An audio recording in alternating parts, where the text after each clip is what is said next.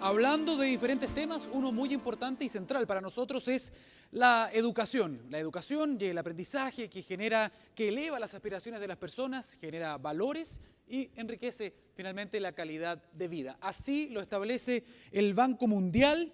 A continuación, para hablar con ustedes, dejamos al director del Banco Mundial para los países andinos, Bolivia, Chile, Ecuador y Perú, Alberto Rodríguez. Alberto.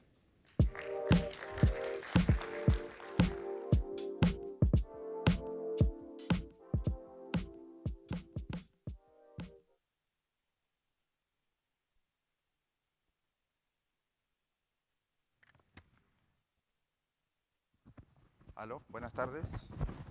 Ya, gracias. Realmente es un gusto estar aquí. Muchas gracias a la Fundación País Digital por la invitación. Voy a hablar de un tema que se sale un poco de este tema técnico que hemos hablado hoy y que profundiza un poco en lo que el presidente Piñera hablaba al final de su discurso, de su conversación, que es el efecto de todo este cambio tecnológico en la educación y el desafío que ese cambio tecnológico presenta para los sistemas educativos en el mundo. En el Banco Mundial venimos desde hace varios años pensando en este tema porque los países europeos y asiáticos comenzaron a enfrentar este desafío hace algún tiempo. Y sabíamos que el desafío del cambio en la naturaleza del trabajo representaría muy rápidamente un cambio en la naturaleza de las demandas al sector educativo. Este año, por ejemplo, el World Development Report, el reporte global del Banco Mundial, trata exactamente sobre el tema del cambio en la naturaleza del trabajo. Y sale dentro de 2 meses. Y lo interesante es que cada uno de ustedes, si entra a la página del Banco Mundial, todos los viernes estamos subiendo un draft de este reporte para que ustedes lo lean, lo comenten y nos digan qué nos falta, qué nos sobra, en qué no están de acuerdo. Y el siguiente viernes lo vamos mejorando. Es decir, es un reporte que va a salir con la contribución de miles y miles y miles de ciudadanos de todo el mundo. Porque este tema es un tema que tiene un efecto enorme sobre el crecimiento económico y por sobre todo sobre la lucha contra la pobreza y la lucha en contra de la inequidad, que son los objetivos centrales de nuestra institución. No voy a entrar mucho en esto, simplemente ubicarnos. Chile es un país, como hemos visto hoy, de ingreso per cápita que es de $22.000 PPP, es decir, es un país de los más ricos del continente, con una pobreza relativamente baja, una desigualdad relativamente alta, tanto en términos de comparación con la OECD como en términos comparativos con Latinoamérica, y tiene la tercera clase media más grande en América Latina y el Caribe. Pero es un país muy particular por 4 factores que lo diferencian de muchos del continente. El primero es que tiene unas instituciones particularmente sólidas y además una macroeconomía muy estable. El segundo es que tiene unas políticas sociales que han tenido continuidad, se han mejorado, han cambiado ligeramente, pero en general en el transcurso de los años han tenido mucha continuidad, y tiene una política económica con una apertura constante y reconocida a la inversión privada. La tercera característica es que depende de los commodities. Y esto le pasa a gran parte de los países de Sudamérica. Y esto en particular nos afecta ahora que el cobre ha caído cerca del 20% desde que comenzó el año. Y la cuarta característica de Chile, que solamente la comparte con Uruguay en nuestro continente, pero que la comparte con Bulgaria, Rumania y casi toda Europa, es la transición demográfica. Y el presidente Piñera hacía referencia a eso. Es un país que se está envejeciendo. Es un país que va a tener que basar su crecimiento económico y su disminución de la pobreza y de inequidad con base en productividad, no en masa de trabajadores. Y es por eso que el sistema educativo tiene que adaptarse a esta nueva realidad, a esta realidad que es la que voy a presentar a continuación. La de un mundo que se está moviendo a velocidades sin precedentes. Esto de la velocidad sin precedentes me gusta siempre presentarlo brevemente con este ejemplo. Es el concepto de exponenciación, en donde uno le dice a alguien, bueno, yo tengo $10 millones y te los voy a dar ya. ¿Quieres eso? ¿O prefieres que te dé $1 hoy, duplico mañana, duplico pasado mañana y te lo doy por un mes. Bueno, normalmente los niños dicen, bueno, yo voy a querer mis 10 millones de dólares ya, otros dicen que sí, otros dicen que no. La respuesta es bien interesante. Si esa propuesta la hacemos, fíjense ustedes, en 15 días tendríamos más o menos 327 dólares. Nos está yendo bastante mal. Hubiera sido mejor los 10 millones. Si esta propuesta se la hacen a usted en el mes de febrero, usted hizo un mal negocio. Porque a final de febrero, en no año bisiesto, usted tendría 2.600.000 dólares. Si se la hacen, por ejemplo, en septiembre, fue un buen negocio, ligeramente bueno. Hizo 700.000 dólares más que lo que hubiera hecho si le daban los 10 millones de entrada. Si se la hacen en el mes de octubre, usted hizo mucho más dinero.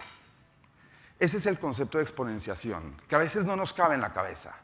30 pasos lineales son 30 pasos lineales, 30 metros.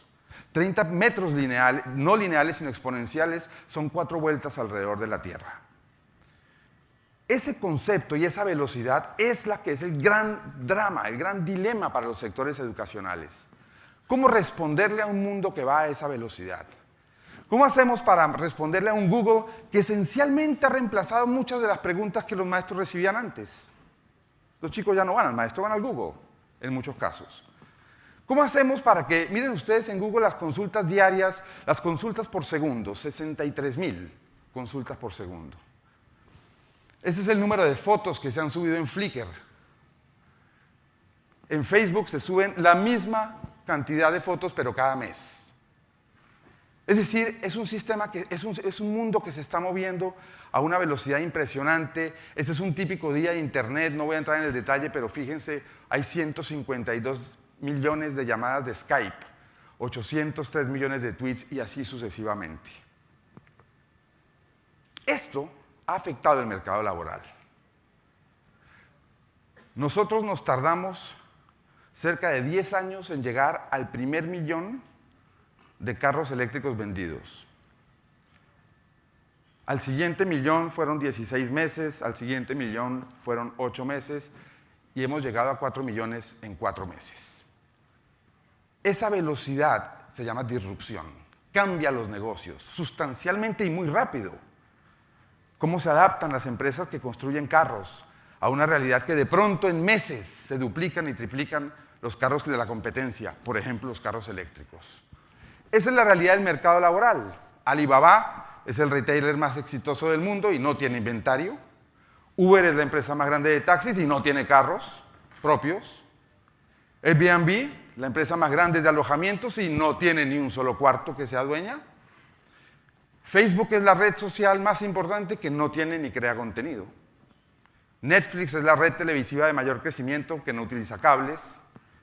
Instagram es la compañía fotográfica más valiosa que no vende cámaras. Esta realidad ha llevado a que los costos, los valores de las empresas hoy son muy diferentes. Fíjense cómo se compara la empresa, el capital, digamos, de Amazon frente a Walmart o de Airbnb frente a Marriott. Uber contra taxis. Es otro mundo. Y es un mundo que está cambiando rápidamente y que le exige entonces a la educación adaptarse a esa nueva realidad. Y esa realidad en Estados Unidos la han identificado ya, por ejemplo, con el dato de que quienes hoy inician educación en los Estados Unidos, al salir al mercado de trabajo, según el Departamento de Trabajo de los Estados Unidos, van a tener que trabajar entre 12 y 15 trabajos diferentes en su vida laboral. ¿Ustedes se acuerdan cuando nuestros padres nos decían, ubícate en una empresa y haz carrera? Eso no existe hoy, no es posible. Hay un nuevo mundo en que incluso a los chicos no les interesa ubicarse en un empleo y hacer carrera, sino por el contrario, circular, cambiar, irse un año de viaje, regresar, abrir y cerrar una empresa. Es otro mundo. El promedio hoy en un empleo de una persona en los Estados Unidos es 5 años. Pero si esa persona es un millennial, es 2.8 años. El cambio es sustancial, inclusive generacionalmente. ¿Esto qué quiere decir? Esto lo que quiere decir es que hay empleos que están desapareciendo y empleos que están apareciendo. Y de eso hemos hablado un poco en estos 2 días. Pero esta gráfica es muy interesante porque hemos graficado los empleos en habilidades sociales y habilidades matemáticas. Los verdes son aquellos que están en aumento en el mundo. Los rojos son aquellos que están desapareciendo. Y lo que uno observa, por supuesto, es que la gran mayoría de los verdes están en el cuadrante de arriba a la derecha, o sea, requieren grandes habilidades sociales y matemáticas. Los rojos están en su mayoría en el cuadrante opuesto. Pero fíjense que la gran mayoría de los verdes en general están encima de la línea horizontal. Las habilidades sociales parecen adquirir una importancia particular en el tipo de empleos que están creciendo. Ese dato es enormemente importante para la educación y ya vamos a ver por qué. En los países en vía de desarrollo, la participación del empleo en ocupaciones de alta calificación ha aumentado. Esta es la famosa discusión y el miedo y la discusión a la automatización y a los robots. ¿Será que los robots van a reemplazar al empleo? Bueno, la verdad es que probablemente no, y nuestro reporte del año 2019 tiene mucha evidencia al respecto. Va a cambiar la naturaleza del empleo, pero probablemente va a generar empleos de mucha más calidad. Pero esto no sucede en todos los países. Y ahí entramos a ese drama de los países que se montan en el bus o aquellos que no. A mí ya no me gusta hablar del nuevo milenio, porque ya estamos en un quinto del nuevo milenio. O sea, el nuevo milenio ya no es tan nuevo. Estamos en él. O nos montamos o nos deja. Y fíjense ustedes que todavía hay países como Bolivia, Zambia, Uganda, Bangladesh, en donde el aumento de empleos continúa siendo un aumento de ocupaciones de baja calidad, de baja calificación. Es decir, este movimiento tecnológico, esta cuarta revolución industrial, ya está dejando atrás a algunos países. Y ojo, con eso viene una promesa muy dolorosa, que es el riesgo y la promesa a un aumento en la inequidad. Los que tienen acceso la aprovechan, la crecen, la disfrutan. Los que no tienen acceso se quedan más y más atrás y la brecha podría tender a aumentar. Por eso es que programas como los que hoy presentaba Gonzalo Blumel, el presidente Piñera y la subsecretaria de Telecomunicaciones son tan importantes, porque hay que asegurarse que esta revolución tecnológica es equitativa. Y ese es un desafío tremendo, muy complicado, difícil. Fíjense que ya en el otro lado de esta tabla hay países como Chile, como Etiopía y como Jordania, que ya empieza uno a ver que las ocupaciones altamente calificadas comienzan a ser más fuertes y empieza a haber una caída en las ocupaciones de baja calificación. No tengo aquí los datos de los países de la OECD, pero se pueden imaginar ustedes hacia qué lado de la gráfica se encuentran ellos.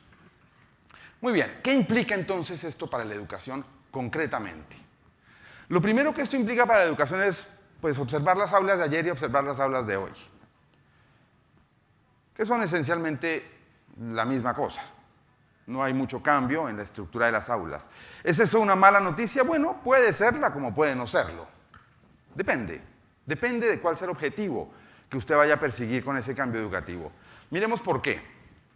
Lo primero es porque la cantidad de información técnica que hoy se está produciendo se duplica cada 2 años, lo cual, puesto en un idioma un poquito más escandaloso, quiere decir que un joven estudiante de ingeniería, la mitad de lo que aprende en su primer año ya será obsoleto en el tercero. Y eso plantea un dilema para las facultades de ingeniería, por ejemplo. El presidente Piñera usaba esta frase que voy a colocar a continuación. ¿Por qué? Porque el 65% de los jóvenes de hoy, y esta es una medida hecha con niños de 8 años, saldrán a los 23 años a un mercado de trabajo, a trabajos que hoy no existen. Que no existen, no sabemos cuáles son. ¿Ustedes saben cuál es el empleo más solicitado por las empresas en las bolsas de empleo en Europa en estos últimos meses? Social Media Manager. ¿Quién lo educa a uno para eso? ¿Dónde? ¿Cuál es el currículo? Ese es el desafío de la educación.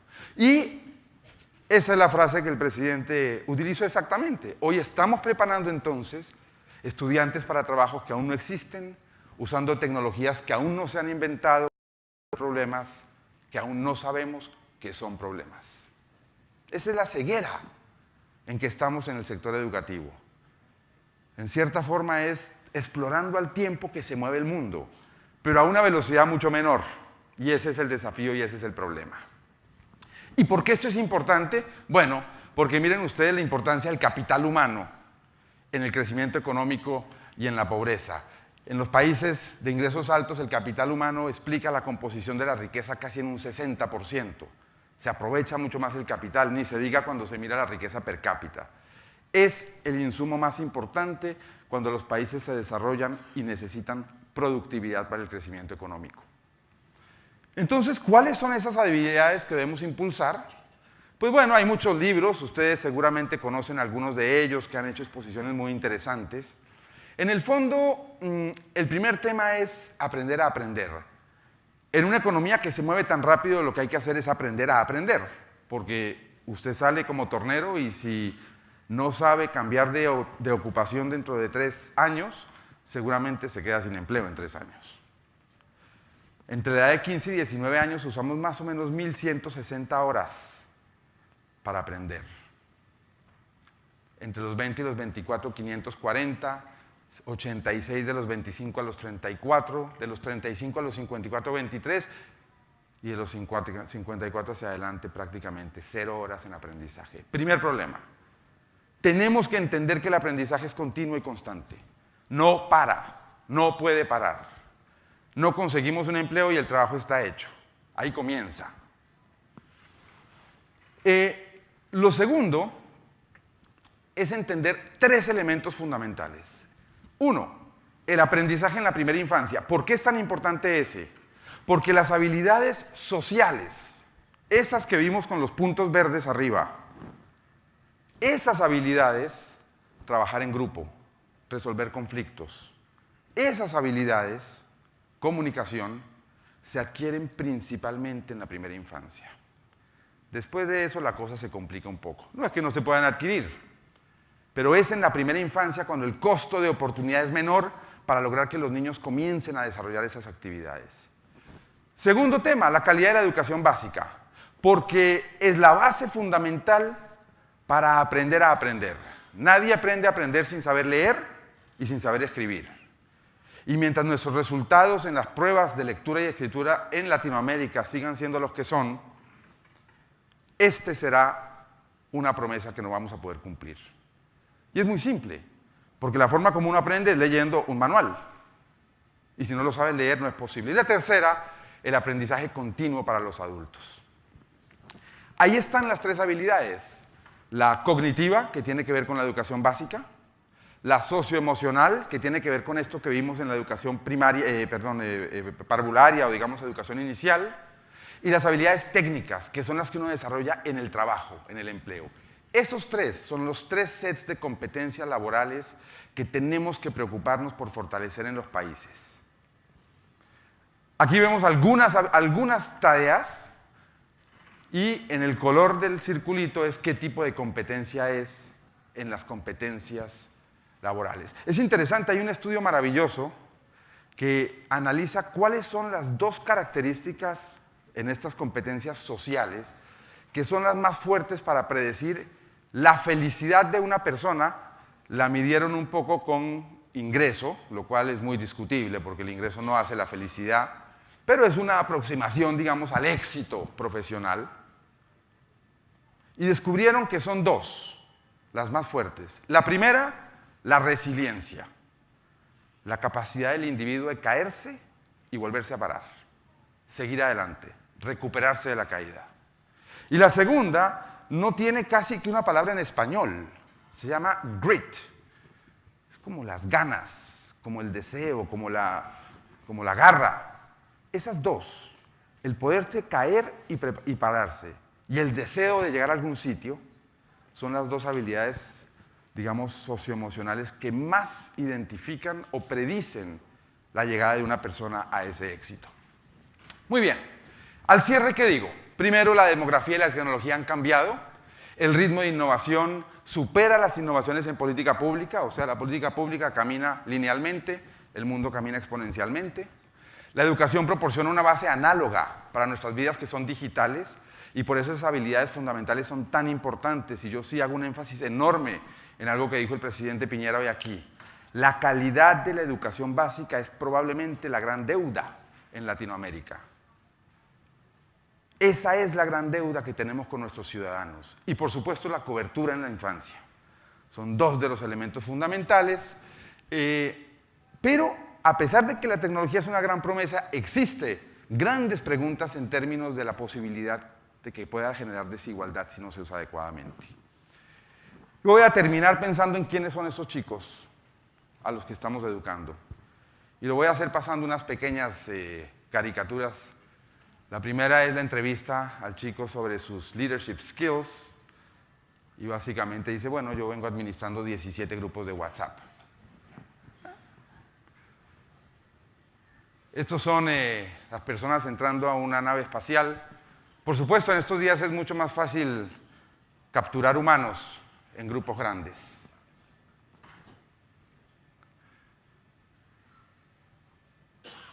Bueno, por supuesto, esta que tiene que ver con los GPS.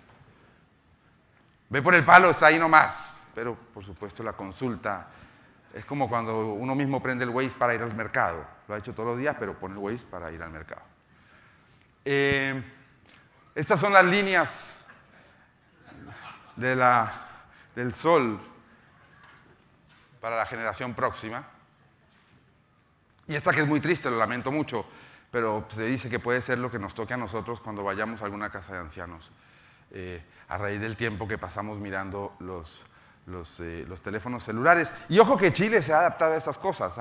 ¿Han visto ustedes en algunos lugares de Santiago ya, en donde la línea del semáforo aparece en el piso, entendiendo que todos vamos caminando mirando el teléfono? Esa es una realidad.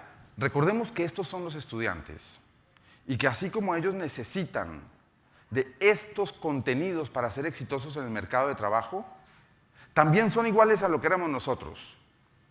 Necesitan cariño, un adulto que le dé ejemplo, que le ponga límites, que le dé apoyo. Algunas cosas son las mismas, otras cambian con el tiempo. Muchísimas gracias.